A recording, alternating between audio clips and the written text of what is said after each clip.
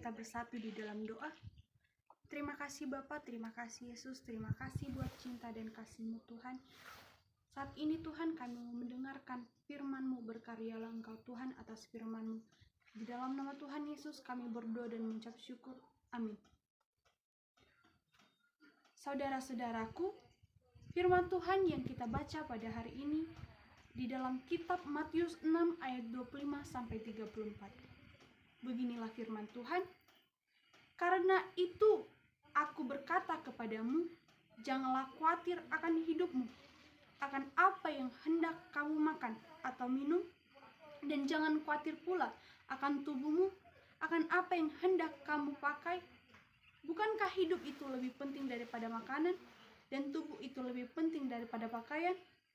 Pandanglah burung-burung di langit yang tidak menabur dan tidak menuai, dan tidak mengumpulkan bekal dalam lumbung, namun diberi makan oleh Bapamu yang di surga. Bukankah kamu jauh melebihi burung-burung di udara? Siapakah di antara kamu karena kekhawatirannya dapat menambahkan sehasta saja pada jalan hidupnya? Dan mengapa kamu khawatir akan pakaian? Perhatikanlah bunga bakung di ladang yang tumbuh tanpa bekerja dan tanpa meminta. Namun aku berkata kepadamu, Salomo dalam segala kemegahannya pun tidak berpakaian seindah salah satu dari bunga itu. Jadi jika demikian, Allah mendandani rumput di ladang yang hari ini ada dan besok tidak ada, dibuang ke dalam lumbung api. Tidakkah Ia akan terlebih lagi mendandani kamu, hai orang yang kurang percaya? Sebab itu, janganlah kamu khawatir dan berkata, apa yang akan kami makan? Apa yang akan kami minum? Apa yang akan kami pakai? Semua itu dicari bangsa-bangsa yang tidak mengenal Allah. Akan tetapi Bapamu yang di surga tahu bahwa kamu memerlukan semuanya itu. Tetapi carilah dahulu kerajaan Allah dan kebenarannya, maka semuanya akan ditambahkan kepadamu.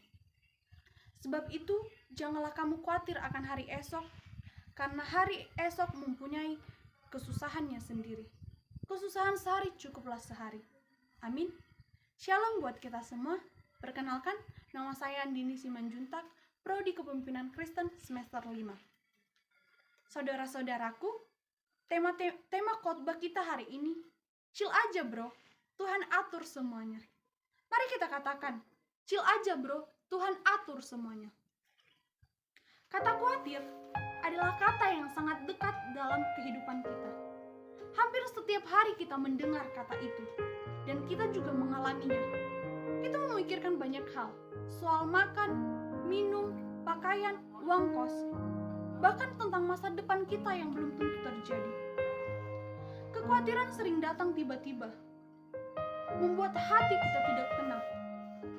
Namun, hari ini, Yesus mengajak kita berhenti sejenak dan melihat burung-burung di langit yang tidak menanam atau menyimpan, tetapi tetap Tuhan pelihara. Bunga di ladang tumbuh tanpa usaha, tetapi keindahannya sangat dikagumi. Kalau alam saja Tuhan pelihara dengan begitu indah, tentu kita jauh lebih berharga bagi Bapa. Katakan di dalam hatinya, kita jauh lebih berharga bagi Bapa. Nats yang kita baca ini berasal dari Matius 6 ayat 25-34. Bagian dari khotbah ini adalah khotbah di bukit. Pada waktu itu, Yesus berbicara kepada orang-orang Yahudi yang hidup di dalam penjajahan Romawi. Hidup mereka penuh tekanan. Banyak yang miskin, banyak yang khawatir akan apa yang hendak mereka makan, akan kehidupan mereka sehari-hari. Jadi ketika Yesus berkata, janganlah kamu khawatir, itu bukan sekedar kalimat menenangkan, tapi undangan iman. Yesus mengundang setiap orang untuk percaya bahwa hidup ini adalah di tangan yang berdaulat dan penuh kasih. Yesus mau mengubah pola pikir manusia yang sibuk mengejar kepastian duniawi menjadi manusia yang beriman kepada Bapa yang memelihara. Karena itu, menafsirkan ayat ini tidak bisa dilepaskan dari konteks kerajaan Allah. Jika dibaca terpisah, Bisa saja orang salah mengartikan seolah-olah Yesus tidak menginginkan kita bekerja, tidak menginginkan usaha kita. Padahal Yesus tidak pernah melarang kita untuk bekerja keras. Ia hanya ingin agar hati kita menggantungkan hidup pada hasil kerja itu. Tuhan Yesus ingin kita fokus, tetap tertuju padanya. Kekhawatiran yang Yesus maksud bukan sekedar rasa takut, tetapi keadaan hati yang teralihkan dari Tuhan karena terlalu memikirkan hal-hal duniawi. Yesus tidak memilih burung dan bunga secara kebetulan. Burung dipakai sebagai contoh karena ia adalah makhluk kecil yang hidup tanpa rencana besar, tidak menabur, tidak menuai, tidak punya hasil, tidak punya tabungan, tetapi setiap hari cukup. Yesus sedang berkata, teman-teman, Yesus sedang berkata, saudara-saudaraku, kalau ciptaan sekecil itu saja aku pelihara, masa kamu yang begitu berharga di hadapanku, aku biarkan? Burung menegur kita hidup ringan karena percaya bahwa setiap hari ada rezeki yang Tuhan sediakan. Sementara bunga bakung menunjukkan sisi lain dari pemeliharaan Tuhan. Bunga tidak bekerja keras, tentu kita tahu, dan tidak memintal. Tetapi keindahannya mengalahkan kemegahan Salomo. Artinya, keindahan dan nilai bukan berasal dari usaha manusia, tetapi dari anugerah Allah. Bunga hari ini mekar, besok layu dan dibuang. Namun, tetap Allah dandani dengan indah. Apalagi kita yang hidup kekal dan dikasihinya. Jadi Yesus memakai burung untuk mengajar kita bahwa Tuhan cukupkan kebutuhan kita, dan memakai bunga meyakinkan kita bahwa nilai diri kita, dan memakai bunga yang meyakinkan kita ada di dalam tangannya. Jika burung dipelihara dan bunga dihiasi begitu indah, maka kita dapat yakin Tuhan bukan hanya mengurus hidup kita, Ia juga mengurus hati kita. Karena itu, chill aja bro, Tuhan benar-benar atur semuanya. Saudara-saudaraku, kita hidup di era overthinking. Kita sering tenggelam dalam kecemasan yang tidak pernah selesai. Kita khawatir soal makanan kita, soal masa depan kita, soal pekerjaan kita, atau keberhasilan kita. Kadang kita berkata, apakah aku bisa membanggakan orang tuaku? Atau bisakah aku bersaing dengan teman-temanku? Lalu kita buka media sosial. Kita lihat, si Butet sudah sukses, si Yos sudah menikah, si Atika sudah punya bisnis. Dalam hati kita berkata, aku ketinggalan. Tapi Yesus tersenyum dan berkata, khawatir itu capek. Kita tidak menyelesaikan apa-apa dengan khawatir. Bayangkan, kita memikul tas berat di punggung kita yang berisi segala kecemasan kita. Soal kuliah, soal masa depan, soal uang kos. Selama tas itu belum kita lepaskan, kita akan terus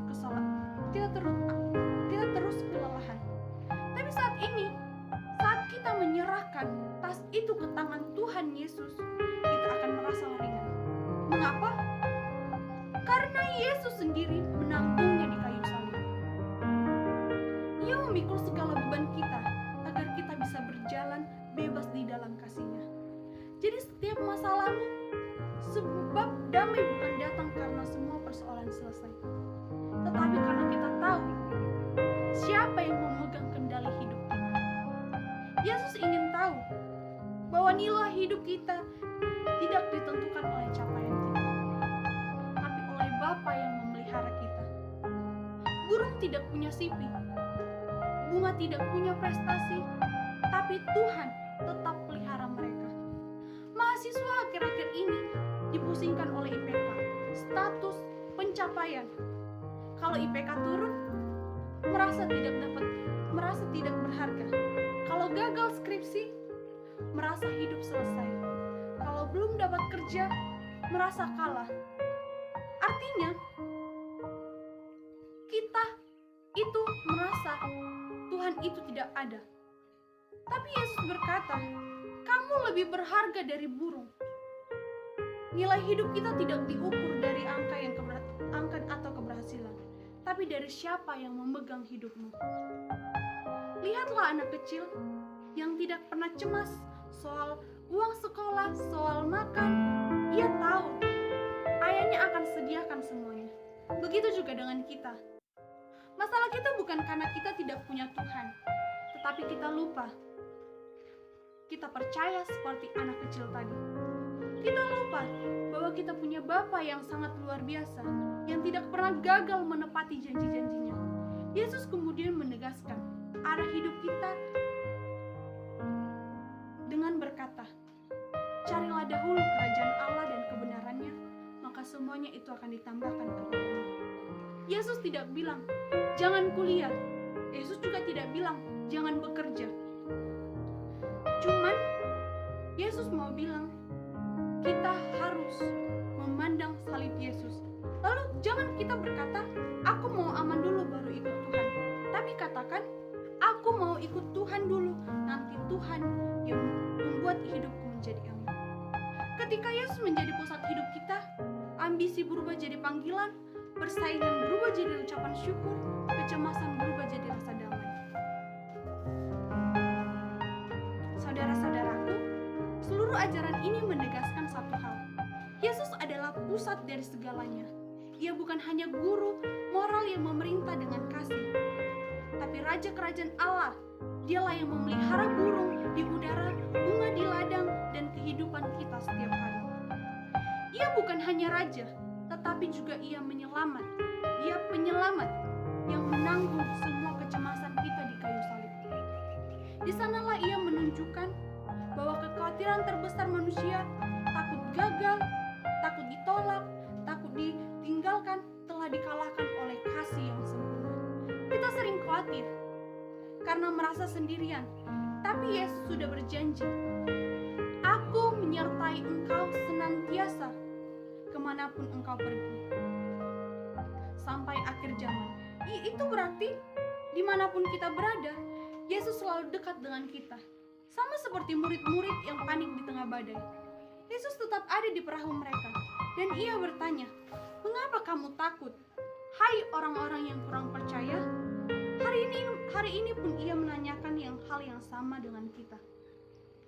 Masalah boleh datang, badai boleh menerpa, tetapi jika Yesus ada di tengah hidup kita, kita tidak akan tenggelam. Iman bukan berarti hidup tanpa badai, tapi hidup dengan Yesus di tengah badai. Hidup ini memang penuh ketidakpastian.